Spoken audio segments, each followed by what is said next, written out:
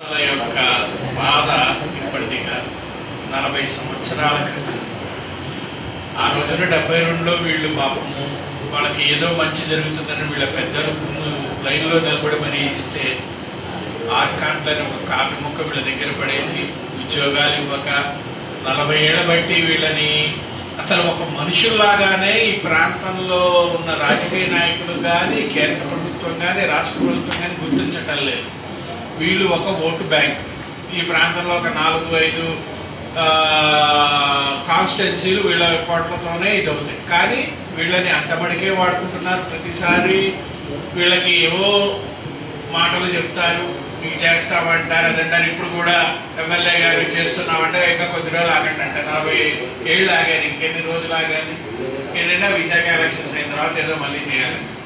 అలాగే వీళ్ళని వాడుకుంటూ వీళ్ళ ఇండ్ల దగ్గరికి వెళితే ఒక్కొక్క ఇంట్లో ఒక్కొక్క బాధాకరమైన కథ కనపడుతుంది. అది వైద్యం కావచ్చు, వాళ్ళ ఇంట్లో ఉన్న పెద్దవాళ్ళకి పిల్లల పెళ్ళిళ్ళు కావచ్చు, అప్పుల బాధలు కావచ్చు, లేకపోతే కుటుంబ సమస్యలు కావచ్చు, పిల్లల యొక్క చదువులు కావచ్చు. ఇలా ఒక్కొక్క ఇంట్లో ఒక్కొక్క బాధ. కోట్ల విలువైన వీళ్ళ భూమిని విశాఖ ఉడికిచ్చి వీళ్ళెందుకు పడాలి బాధలు? ఒక ఉద్యోగస్తుడు ఇంటికి వెళ్తే వాళ్ళు VRSలో ₹1 కోటి పైచిలకు తీసుకొని వెళ్తున్నాడు. మరి ఉద్యోగస్తుడు భూమి తెచ్చాడా? తేలేదే. కానీ వీళ్ళు భూమి తెచ్చారు. ఆ భూమి ఇవ్వటం వల్లే ఈ రోజున అక్కడ ప్లాంట్ నిలబడింది. అసలు ఇదంతా కూడా అమ్మకం కార్యక్రమం కూడా జరుగుతుంది ఆ భూమి కోసమే. ప్లాంట్కి ఎంత విలువ ఉంటుందండి? మహా అయితే అది 20,000 కోట్లకు మించి ఉండదు ప్లాంట్ విలువ.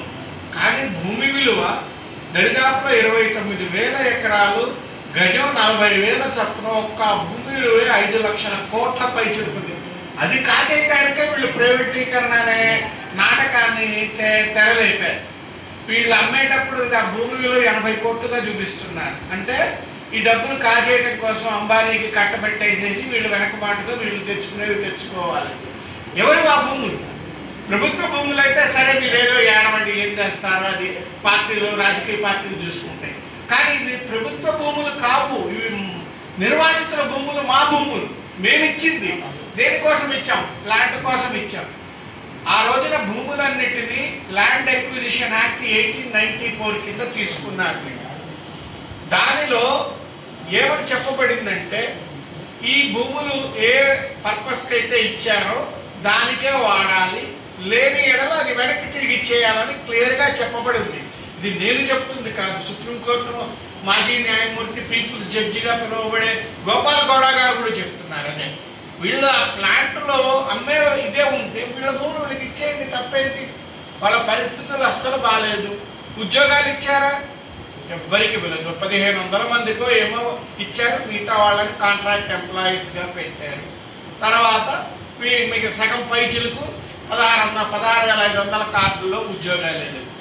ఇంకా దారుణం ఏమైందంటేనండి, వీళ్ళు ప్రభుత్వాలు అంటే విశాఖ ఉక్కు వీళ్ళకి ఎంత చులకన అయిపోయింది అనుకోవాలా, ఏమనుకోవాలో అర్థం కావట్లేదు. 400 డిగ్రీల వేడి మీద ఉన్న ద్రావకం మీదబడి ఎముకలు కూడా నుజ్జు అయిపోయి మొన్న 10 మంది చనిపోతే లోకల్ ఎమ్మెల్యే అంటాడు కాంపెన్సేషన్ ఇచ్చుకుంటూ పోతే నష్టాలు వస్తాయి కదా, నష్టాలు ఇంకా పెరుగుతాయి కదా ప్లాంట్కి, మీరు ఎలా అడుగుతారు అంటాడు. అసలు ఆ మాట అంటానికి నోరెలా వచ్చింది ఆ మనిషి? అంటే మన ప్రాణాలకు విలువ లేదా?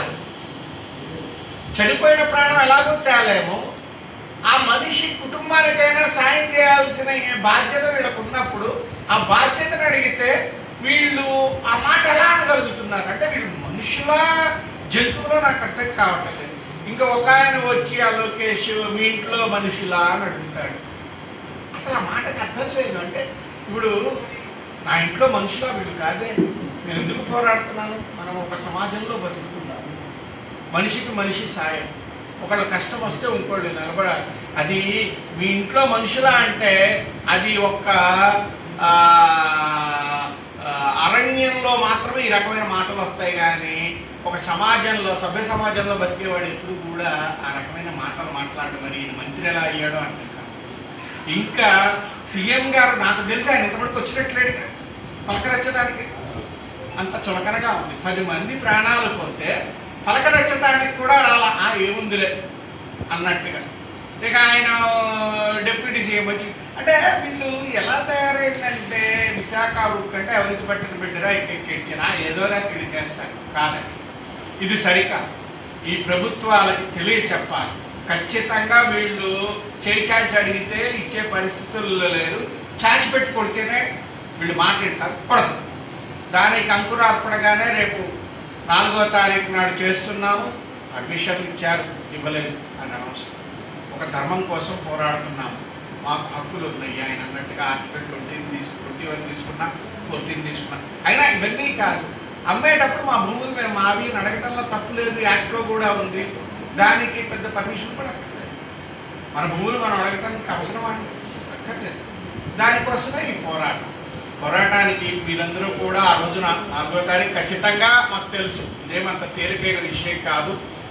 అందరం సంఘటితంగా ఉన్నాం. వీళ్ళు వేసే పోలీసులను వాడి వీళ్ళు చేసే దాష్టికాలు వీళ్ళు చేస్తారు. కాకపోతే ఆ రోజున మీడియా అండగా నిలబడి వీళ్ళు చేస్తున్న ఇది ప్రజలకు తెలియపరచాలి. ప్రజలకు తెలియపరిస్తే ఎవరైనా ప్రజలకు జవాబుదారినే. వాడు ఎంత పెద్ద సీఎం అయినా అయ్యుండొచ్చు, ఎంత పెద్ద కేంద్ర మంత్రి అయినా అయ్యుండొచ్చు. ప్రజలకు జవాబుదారినే. ప్రజలకు తెలియనివ్వండి. ప్రజలే డిసైడ్ చేస్తారు. ఉన్నాయి కదా ఎలక్షన్లు, జీవీఎంసీ పోల్స్ ఉన్నాయి కదా, చూపెడతారు ఆ రోజున ఈ ప్రజల యొక్క పవర్ ఏంటో.